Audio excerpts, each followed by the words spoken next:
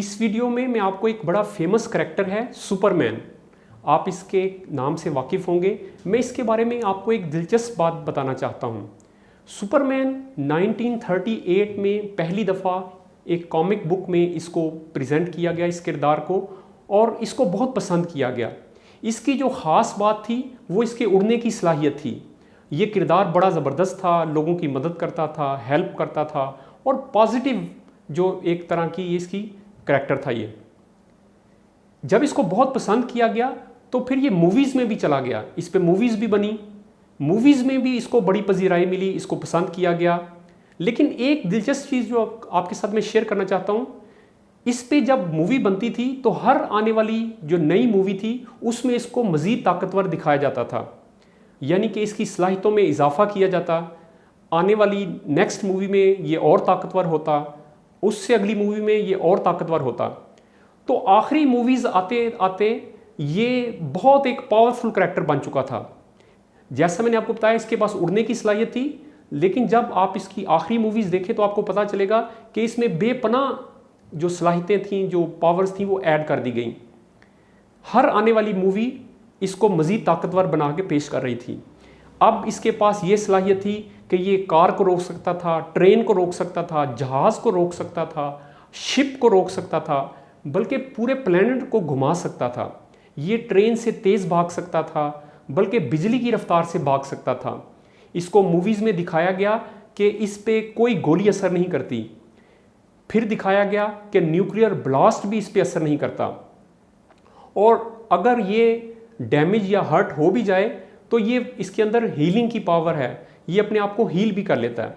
और इसके जो देखने की सलाहियत थी वो एक्सरे की तरह की सलाहियत थी, और इसके जो सुनने की सलाहियत थी वो भी बड़ी सुपर किस्म की सलाहियत थी। तो इस तरह हर आने वाली मूवी में कोई नई ताकत, कोई नई एबिलिटी इसमें ऐड की जाती। लेकिन यहाँ पे आकर एक अजीब चीज़ हुई, जब इस सुपर हीरो को बड़ा पावरफुल बना दिया गया तो ये किरदार बोर करने लग पड़ा। इसकी जो स्टोरी में दिलचस्पी थी वो कम हो गई। अब इसका ये हाल निकाला गया कि इसकी कुछ लिमिटेशंस भी पैदा की गई। एक क्रिप्टोनाइट मटेरियल दिखाया गया कि ये एक ऐसा मटेरियल है जिसमें से अगर रेडिएशन निकले तो ये इसको डैमेज कर सकती है, और ये डैमेज करेगी इसको। एक ख़ास तरह की रेडिएशन होगी तो वो इसको वीक कर सकती है, और एक और तरह की रेडिएशन होगी तो वो इसकी सलाहियतों को कम कर सकती है। तो इस तरह इसका बिहेवियर चेंज कर सकती है। तो इस तरह कुछ लिमिटेशंस ऐड की गई, और ताकि इसको किसी तरीके से दोबारा इसको ऑडियंस में इसकी दिलचस्पी पैदा की जा सके। 1980s में जो इसकी बायोग्राफी मिलती है उससे पता चलता है कि इसको एक नए सिरे से ज़िंदा करने के लिए इसमें लिमिटेशंस पैदा की गई। उसमें ये दिखाया गया कि ये जो है इसको सूरज से, सन से एनर्जी लेने के लिए चार्जिंग की ज़रूरत है, और ये दिखाया गया कि ये जहाज़ रोक नहीं सकता। तो ये जो बड़ा पावरफुल किरदार था, इसमें कुछ लिमिटेशंस पैदा की गई। यहाँ पे इस स्टोरी में हमारे लिए एक बड़ा ज़बरदस्त मैसेज है।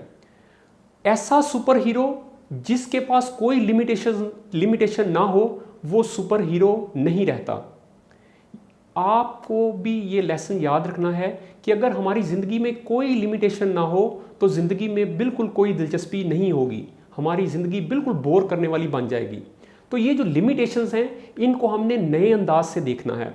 ज़िंदगी में आप जानते हैं कुछ चीज़ों को हम कंट्रोल नहीं कर सकते। हमारी ज़िंदगी में कुछ ऐसे वाक़यात हो सकते हैं, कुछ ऐसे इंसिडेंट हो सकते हैं जिन पे हमारा कोई कंट्रोल नहीं, लेकिन कुछ चीज़ें ऐसी हैं जिनको हम कंट्रोल कर सकते हैं।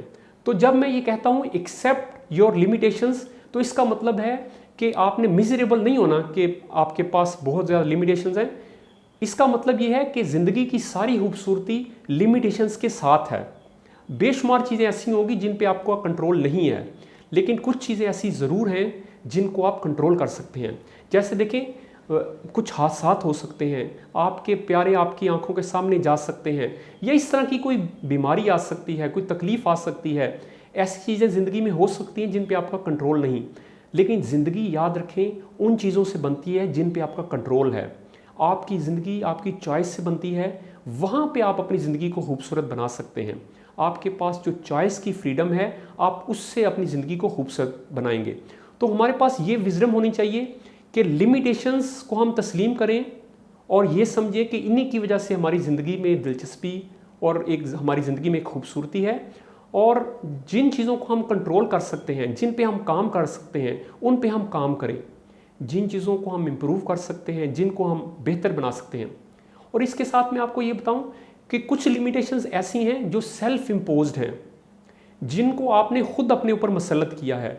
इनके खिलाफ आप एक जंग डिक्लेयर कर दें। मैं आपको अक्सर बताता हूं, जैसे हमारे पास इस तरह की लिमिटेशंस हैं कि मैं फ़लाँ जगह से बिलोंग करता हूं, मेरा बैकग्राउंड फ़लाँ जगह से है, या मेरे पास सरमाए की कमी है, मैं फ़लाँ इलाके में रहता हूँ, मेरी फैमिली ऐसी है।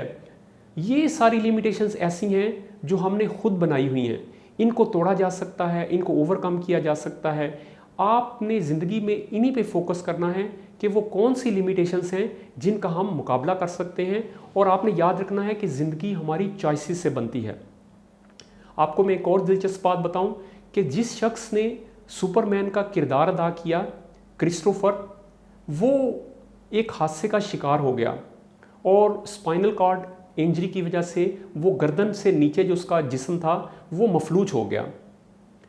अब ये देखें, जैसा मैं आपको बता रहा हूँ कि ज़िंदगी में इस तरह की चीज़ें हो सकती हैं, लेकिन आपकी चॉइस क्या है। आपके पास जो फ्रीडम आपको चॉइस की कुदरत ने दी है कि आप रिएक्ट कैसे करते हैं। तो ये जो शख्स था, इसने एक इंस्पायर करने वाली शख्सियत बनने का फ़ैसला किया। इसने अपनी जो बीमारी थी उससे लड़ने का फ़ैसला किया।